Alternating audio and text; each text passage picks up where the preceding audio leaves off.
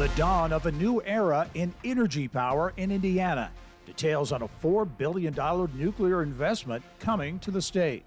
Plus, the Colts will host the first ever regular season game in the historic city of Berlin. Hoosier business leaders playing the global game in Germany, attached to the Colts game in Berlin. A look at potential new opportunities to capitalize on an already robust partnership. And Ernie traded in his familiar cowboy hat for a helmet, and his scratchy, handwritten columns began finding their way to the hearts of an anxious American public. Dana, Indiana, a small west central Indiana town honoring the legacy of one of its own. World War II correspondent Ernie Pyle, what it means to the community and how it's already paying off on a global scale. Inside Indiana Business is next. From Indiana's business news leader, this is IBJ Media's Inside Indiana Business with Gerry Dick, presented by Elevate Ventures, Indiana University, and LIUNA.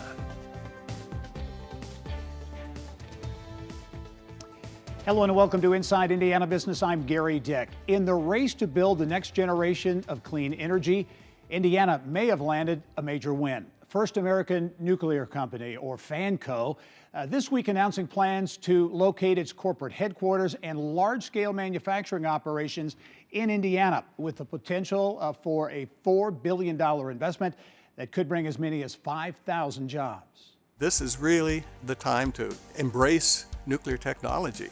Without question, far and away, the least emitter of CO2 as an energy source is nuclear. The decision by the Richland, Washington-based startup is a major boost for Indiana's efforts to become a manufacturing and technology hub for next-generation nuclear development and deployment. FANCO says it will locate its headquarters in Carmel and is currently searching for sites around the state for what it calls the nation's first closed fuel cycle nuclear energy park, featuring its Eagle One small modular reactor, an SMR designed to operate in an environment where nuclear fuel is reused instead of thrown away, turning spent fuel into new fuel. It is a strategic win for Indiana as it seeks to become a player in the emerging SMR market. Oh, absolutely. I think Indiana can certainly be a player. FANCO founder Bill Stokes says the decision to locate in Indiana was fueled in part by moves the state has made to position itself to compete in a rapidly changing marketplace. Well, Indiana has done some extraordinary things to promote the industry. If you look around the country and you look at other states, there's a number of states that are interested in promoting the small modular reactor work and the reactor world. But we haven't seen the investment from the state side into the programs that Indiana has made. The project is expected to create thousands of high-skilled jobs in areas like engineering, robotics, and maintenance.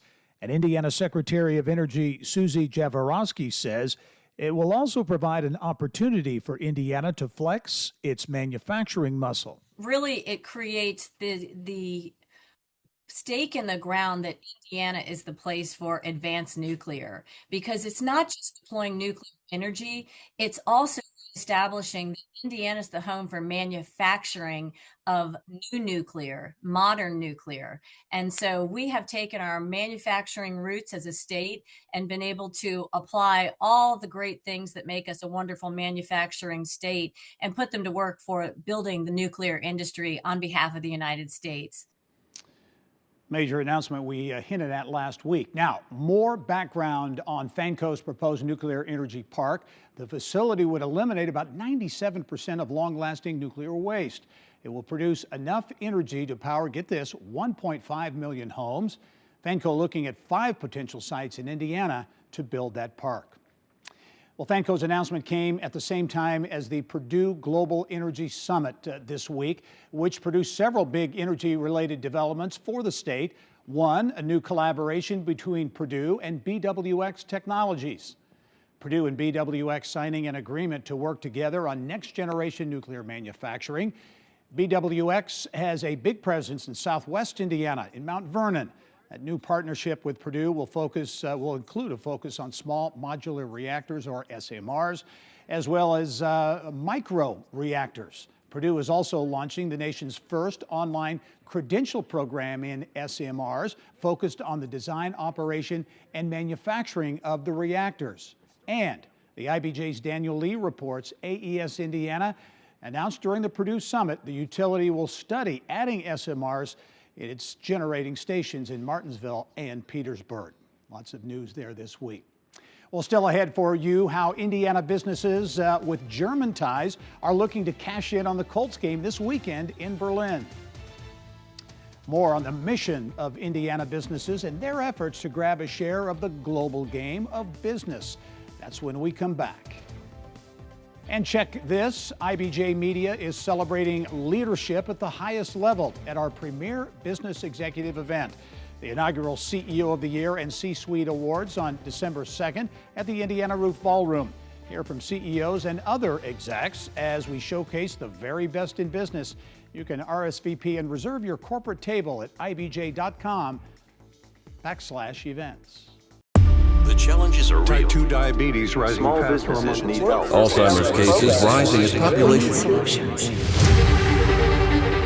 They said it'll never happen. It's too hard. Nothing will change. Can't compete. You'll never solve it. And we said, watch us. Buying or selling a home is too important to go it alone. Realtors are on your side when it matters most, as local housing experts with insight that goes deeper than a set of search results. With a strict code of ethics and higher professional standards to protect your interests. And with a commitment to Indiana, standing up for homeowners and taxpayers, supporting our economy, and working for stronger communities. Indiana Realtors, the neighbors you know, the experts you trust, will find your way home.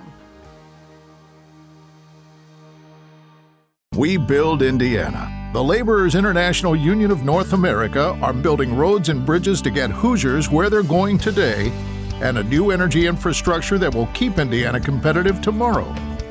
LIUNA's over 12,000 statewide members also grow local economies, earning good union wages, shopping where they live and work, and paying taxes.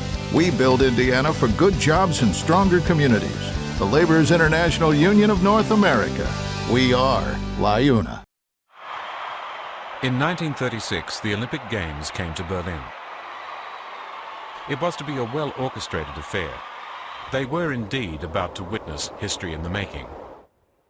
Jesse Owens' historic performance at the 1936 Olympic Games at Berlin's Olympic Stadium. History with an Indiana connection repeating itself there this weekend.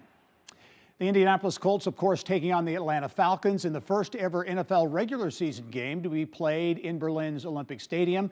It's more than just a game. It's a potential for Indiana businesses with already robust ties with Germany to move those ties even further forward. Hosting this historic first-of-its-kind event in Berlin will be another monumental moment for our great franchise and our worldwide fan base. An Indiana delegation led by the International Center is in Berlin for the game and is on a mission to build business momentum. Eli Lilly and Company, Cummins and Zimmer, Biomet, already with big footprints in Germany, but there are more than 120 German-owned or joint venture companies operating in Indiana, employing more than 15,000 Hoosiers. Last year alone, Indiana exported nearly $4 billion in goods to Germany, so the trip to Germany is about much more than the game. It's fostering existing relationships, but then also the introduction to new business partners or investors. And I remember we had an Indiana state delegation here in 2019, here in Berlin too. And in one of the meetings, we kind of like sealed a deal for an investor coming to Indiana, which is Saturn Pet Care in Terre Haute. And they built pet food manufacturing in Terre Haute in the amount of $38 million a new facility. Well, one of the companies also part of the delegation in Germany is Be Nutty Gourmet Peanut Butter. The company was started by two moms in Northwest Indiana back in 2014, and its products are manufactured in Portage. Be Nutty says its export products make up as much as 20% of annual revenue. Back here in Indiana now, the Noblesville Boom basketball team celebrating the start of its season inside a brand new venue. The $36.5 million arena at Innovation Mile opened just a few months ago, and the team has a new mascot to help get fans on their feet.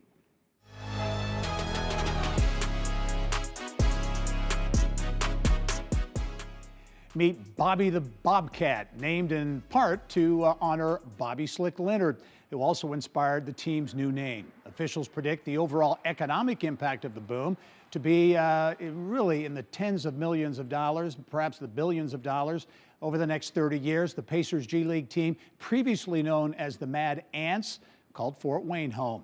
The Boom are back home Saturday, November 22nd. Here's what's making news around Indiana. Brought to you by the Indiana Association of Realtors. Indiana's 21,000 realtors. The neighbors you know, the experts you can count on. And we begin this week with a major deal involving Fishers-based ReElement Technologies, the company announcing a new $1.4 billion partnership with the U.S. Department of Defense. The goal is to increase the domestic production of rare earth magnets that are used in electric motors for a variety of products. ReElement's rare earth and battery material refinery is located at the former RCA Thompson plant in Marion. Maryville-based NiSource says it will spend about $7 billion to support data center development in northern Indiana.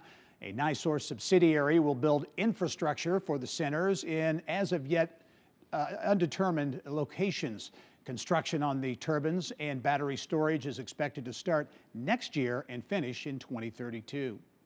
Well, local officials say the layoffs at the $3.5 billion GM Samsung SDI electric vehicle battery plant in New Carlisle are part of a planned redesign rather than a sign of deeper trouble. St. Joseph County Economic Development Director Bill Shalio tells us Samsung wants to redesign some product lines and that work is ongoing in other parts of the plant. The joint venture expected to employ about 1,600 workers when production begins in late 2027.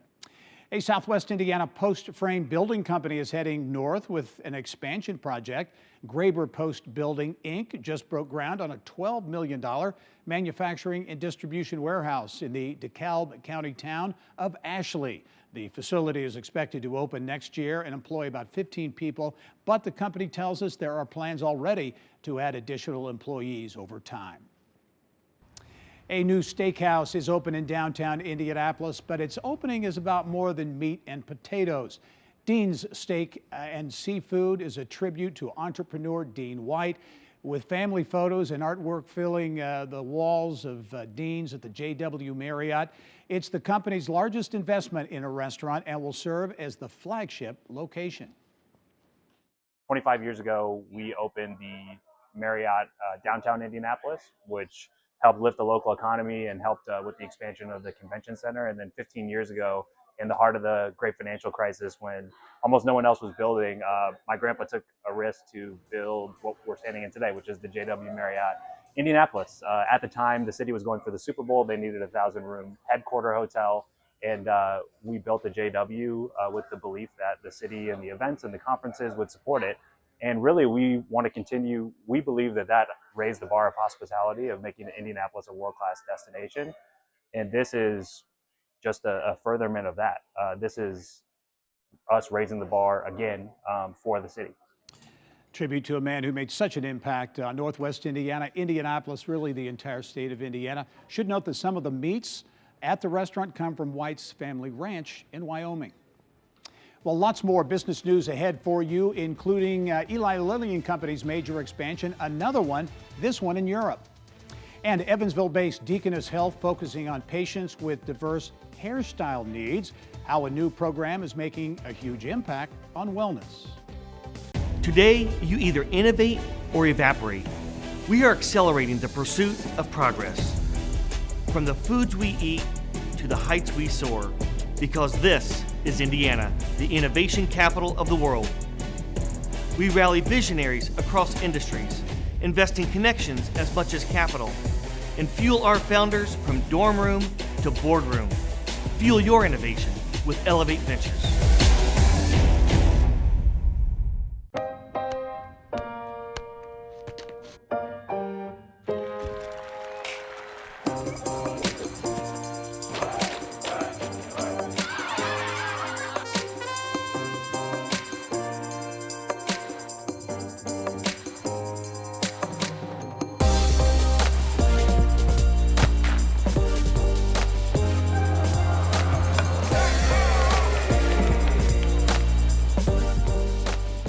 Northeast Indiana is on the move, and the next big conversation is happening in Fort Wayne. Join business and community leaders at Innovate Northeast Indiana, a powerful afternoon of ideas, innovation, and insight. We're talking talent, technology, and transformation. And what's next for the region? Join us at the Grand Wayne Center Tuesday, November 18th for Innovate Northeast Indiana, part of the Innovate Indiana series presented by Indiana University and Old National Bank. RSVP now at ibj.com/innovate.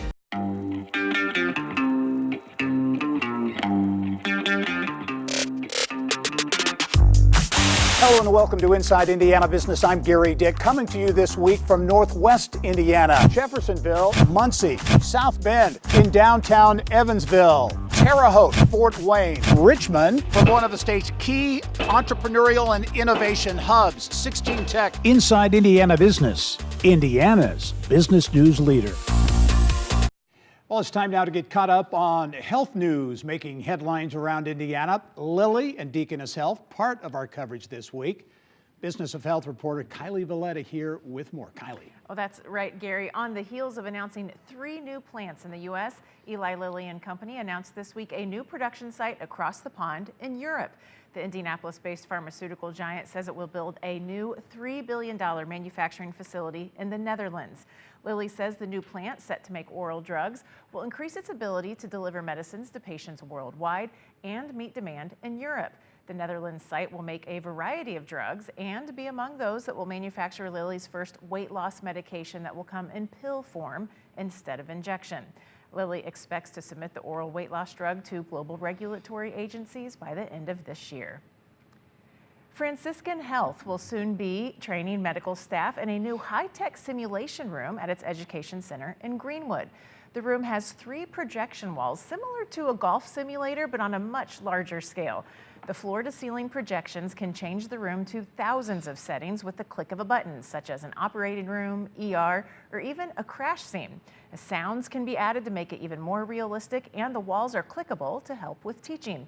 The simulation room is one of only 3 in the state and the first one in central Indiana.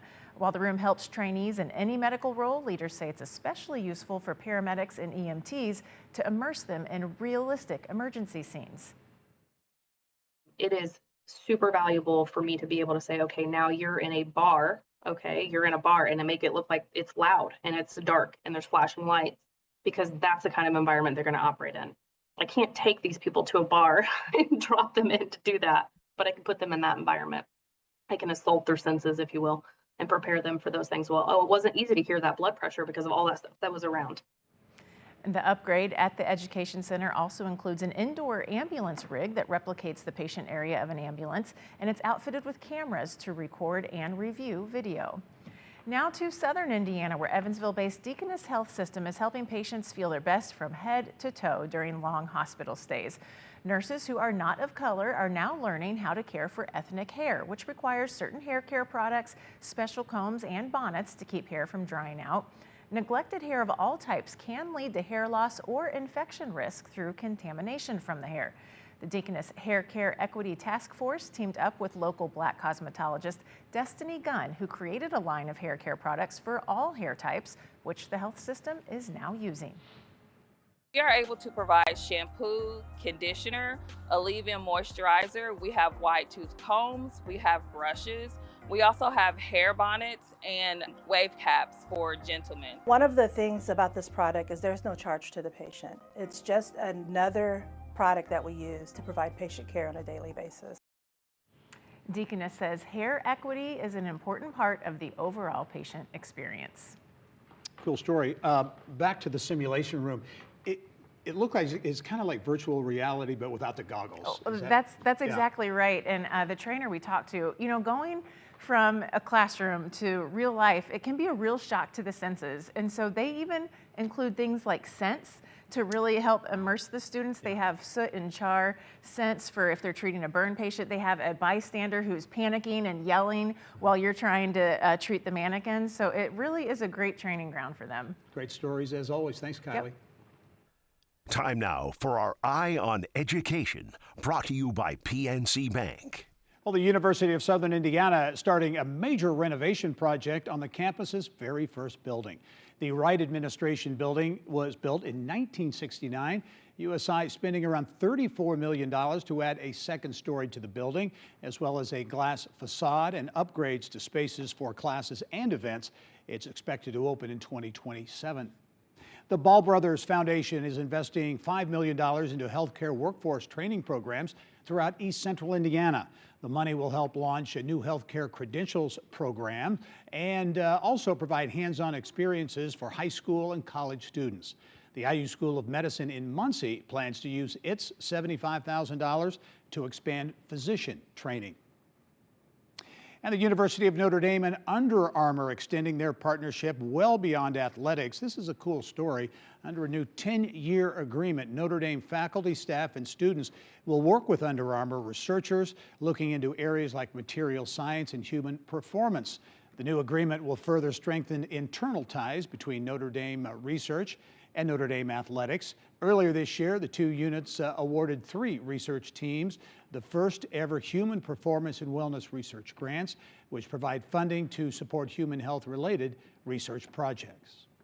Coming up next for you, an iconic Hoosier World War II journalist getting big time recognition in the small Indiana town he grew up in. Buying or selling a home is too important to go it alone. Realtors are on your side when it matters most, as local housing experts with insight that goes deeper than a set of search results. With a strict code of ethics and higher professional standards to protect your interests. And with a commitment to Indiana, standing up for homeowners and taxpayers, supporting our economy, and working for stronger communities. Indiana Realtors, the neighbors you know, the experts you trust, will find your way home. Today, you either innovate or evaporate. We are accelerating the pursuit of progress. From the foods we eat to the heights we soar, because this is Indiana, the innovation capital of the world. We rally visionaries across industries, investing connections as much as capital, and fuel our founders from dorm room to boardroom. Fuel your innovation with Elevate Ventures. Northeast Indiana is on the move, and the next big conversation is happening in Fort Wayne. Join business and community leaders at Innovate Northeast Indiana, a powerful afternoon of ideas, innovation, and insight. We're talking talent, technology, and transformation. And what's next for the region? Join us at the Grand Wayne Center Tuesday, November 18th for Innovate Northeast Indiana, part of the Innovate Indiana series presented by Indiana University and Old National Bank.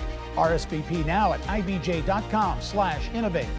The challenges are real. Type 2 diabetes rising Small faster businesses among need adults. help. Alzheimer's cases rising as population. Solutions. They said it'll never happen. It's too hard. Nothing will change. Can't compete. You'll never solve it.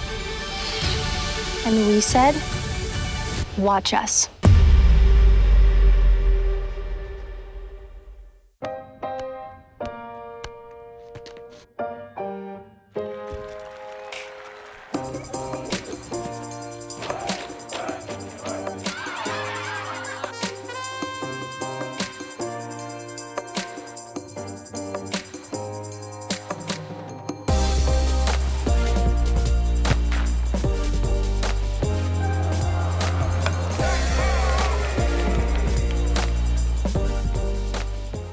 Well, Vigo County rolling out the red carpet with a checkered flag theme for visitors traveling along I-70 from Illinois through Indiana. The state opening a new $53.5 million welcome center with an Indianapolis 500 theme just 2 miles west of Terre Haute.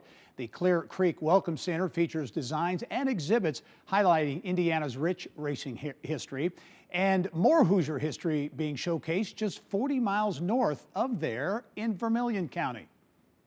The rumblings of war were much too loud.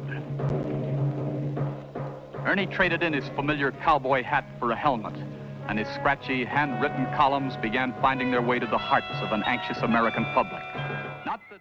Ernie Pyle, an iconic World War II journalist, born in the small west central Indiana town of Dana. A community dedicated to remembering its proud son. There's already a museum in Dana honoring Pyle. Now the town is preparing to unveil a statue and new park to honor his legacy. Always a champion of the underdog or the little man, Ernie Pyle could never turn his back on the men on the front lines. It helps put Dana on the map. I mean, you know, Dana is a very small, you know, a little farm town. And so, you know, I think it's a point of pride for people who live in not only Dana, but Vermillion County, you know, to have that, again, that continuation of people understanding, you know, what Ernie Pyle means and appreciation. It's not only important for the museum, but for the community. Italy, March 30th, 1944. In times of war, nobody can step aside and just let the world pass by without achieving a feeling of utter defeat for himself. I, too, hate and detest the war and the tragedy and insanity of it, but I know I can't escape. And I truly believe the only thing left to do is be in it to the hilt. Dana, like many small towns in Indiana, has struggled economically over the years. The new statue and plaza honoring Ernie Pyle can put the town back on the map as a global destination for history buffs. We had a gift from a couple a few years ago who came over from England. So it does draw people from around the world. It's another way to honor his, you know, legacy as a, you know, the preeminent correspondent during World War II, and an advocate for combat pay, a policy that he pushed for and Congress passed in 1945, which still is in existence.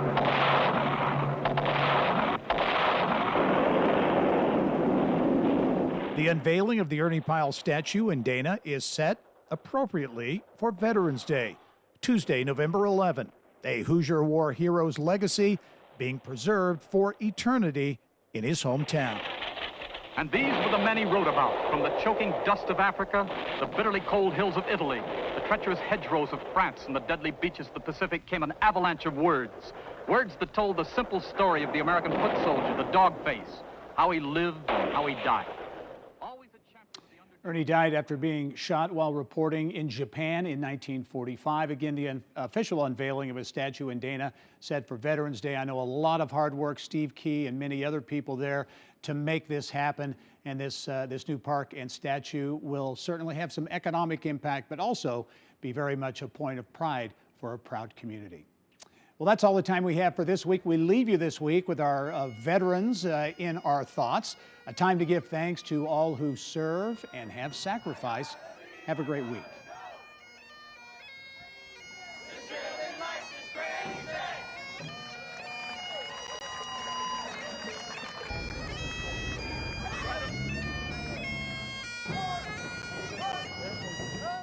Been a while. What have you been up to? Oh, you know. Oh, I see it's not flossing.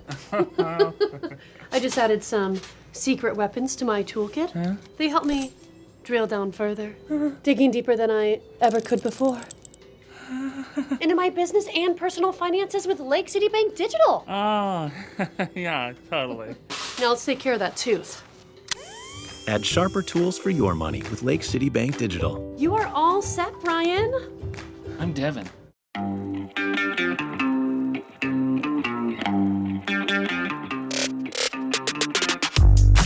Hello and welcome to Inside Indiana Business. I'm Gerry Dick, coming to you this week from Northwest Indiana, Jeffersonville, Muncie, South Bend, in downtown Evansville, Terre Haute, Fort Wayne, Richmond, from one of the state's key entrepreneurial and innovation hubs, 16 Tech. Inside Indiana Business, Indiana's business news leader.